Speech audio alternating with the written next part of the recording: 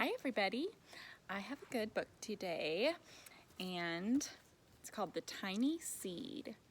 This one's going to help us to learn how a flower grows. So let's see what it's about. It is autumn. A strong wind is blowing. It blows flower seeds high in the air and carries them far across the land. One of the seeds is tiny, smaller than any of the others. Will it be able to keep up with the others? And where are they all going? Can you tell which one is the tiny seed? You're right there. One of the seeds flies higher than the others. Up, up it goes. It flies too high and the sun's hot rays burn it up. But the tiny seed sails on with the others. Another seed lands on a tall and icy mountain. The ice never melts and the seed cannot grow. The rest of the seeds fly on, but the tiny seed does not go as fast as the others. You see, he's kind of falling behind. Now they fly over the ocean. One seed falls into the water and drowns. The others sail on with the wind, but the tiny seed does not go as high as the others. One seed drifts down onto the desert. It is hot and dry and the seed cannot grow. Now the tiny seed is flying very low, but the wind pushes it on with the others. It's way down here.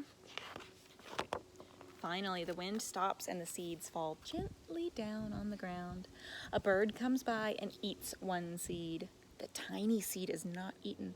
It is so small that the bird does not see it. Can you see it way down here? Too small for the bird to see. Now it is winter.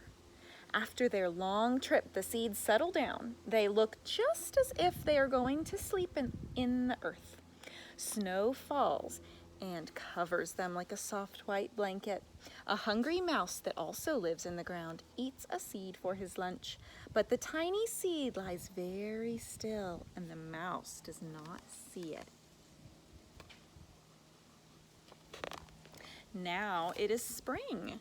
After a few months, the snow has melted. It really is spring.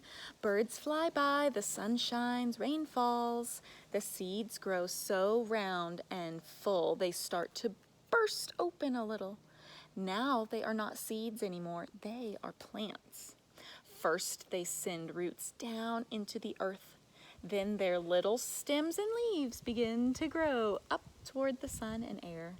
There is another plant that grows much faster than the new little plants. It is a big, fat weed, and it takes all the sunlight and rain away from one of the small new plants, and that little plant dies. So see, this one can't live that close to a big weed because the big weed takes over. The tiny seed hasn't begun to grow yet. It will be too late, hurry! But finally it starts to grow into a plant. So there's the tiny seed. The warm weather also brings the children out to play. They too have been waiting for the sun and springtime.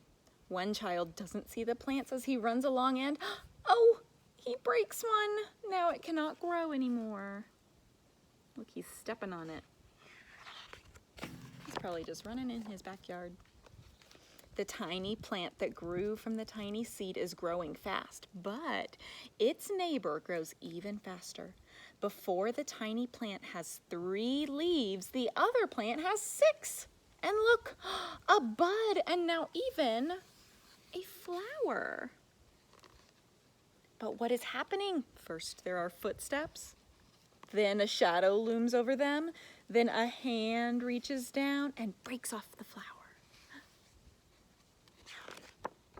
A boy has picked the flower to give to a friend.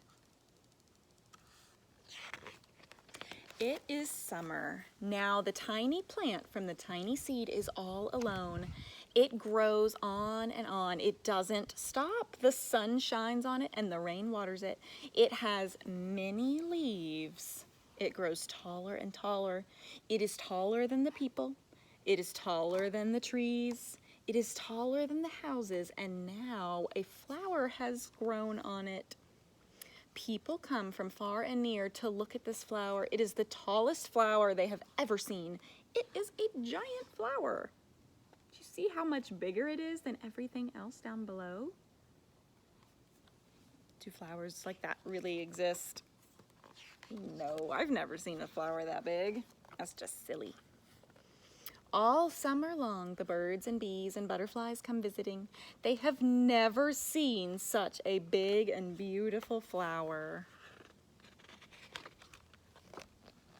Now it is autumn again. The days grow shorter, the nights grow cooler, and the wind carries yellow and red leaves past the flower.